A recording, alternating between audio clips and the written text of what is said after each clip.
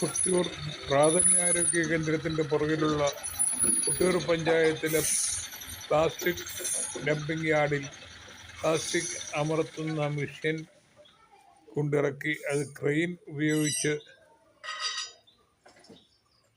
Fit ചെയ്യുന്ന video ആണ് കാണുന്നത്.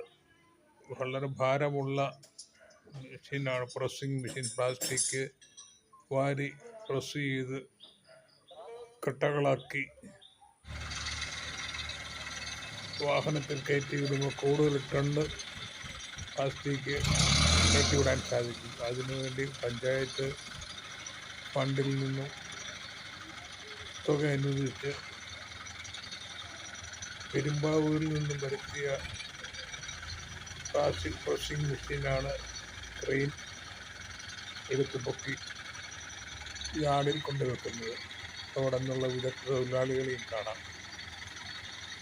ഒരു ഭാരമുള്ള മെഷീൻ ഫിറ്റ് ചെയ്യാൻ ക്രെയിൻ തന്നെ വേണം. മനുഷ്യർക്ക് എടുത്ത് കൊണ്ടുപോകാൻ പറ്റുന്ന അത്രയുമല്ല. ഇരുമ്പാണെങ്കിലും ഭയങ്കര വെയിറ്റാണ്.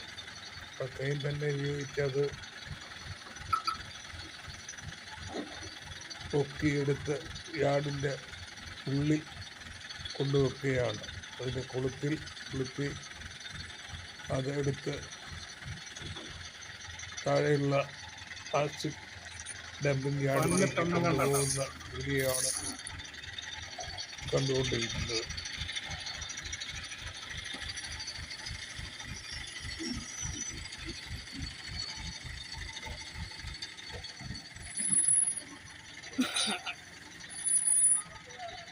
മിഷൻ ലോറിയിൽ നിന്നും പുറത്തെത്തി ക്രെയിനിൻ്റെ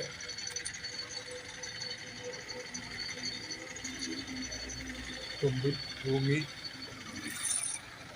തൂക്കിക്കൊണ്ട് പോകുന്ന രംഗമാണിപ്പോൾ കണ്ടുകൊണ്ടിരിക്കുന്നത്. അതതിൻ്റെ അകത്തേക്ക് എത്തിച്ച് ഫിറ്റ് ചെയ്യുന്നത് ഇതാണ്. പഞ്ചായത്ത് മെമ്പർ ജോണി അവിടെ കാണാം.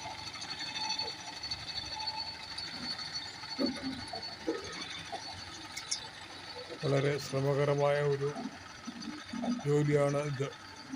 മനുഷ്യപ്രയത്നം കൊണ്ട് ചെയ്യാൻ പറ്റുന്നതല്ല.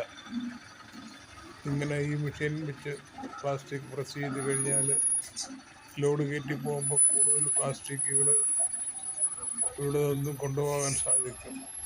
അപ്പോൾ അതിനാണ് യന്ത്രം വരുത്തിയതെന്നാണ് മനസ്സിലാക്കുന്നത്.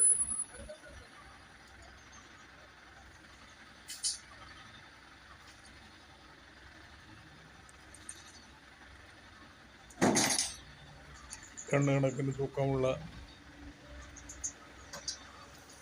ഇരുമ്പ് ഒരു തീർത്ത മെഷീനാണ് പ്രസ്സിങ് മെഷീൻ.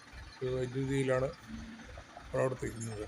വൈദ്യുതിയിൽ മെഷീൻ്റെ അകത്തേക്ക് കയറ്റിയിടുന്നത് പ്ലാസ്റ്റിക് അമർത്തി ചെറിയ ചെറിയ കട്ടകളാക്കി മാറ്റിയ കട്ടകൾ പ്രസ് ചെയ്ത് അത് കട്ടകളാക്കി കഴിഞ്ഞ് ലോറിയിൽ കയറ്റി കൊണ്ടുപോകും. ഇപ്പോൾ ഒരു 3 ടൺ കൊണ്ടുപോകുന്നിടത്ത് ഇത് പ്രസ് ചെയ്ത് കഴിഞ്ഞാൽ 10 ടണ്ണെങ്കിലും ലോഡ് കയറ്റിപ്പോകാൻ സാധിക്കുമെന്നാണ് വിദഗ്ധർ പറയുന്നത്. കാലത്തിൻ്റെ ഓരോ പുരോഗതി, ഇങ്ങനെയുള്ള ആധുനിക യന്ത്രങ്ങൾ ഈ കാലഘട്ടത്തിൽ ആവശ്യമാണ്. തുറന്നു കാണുക.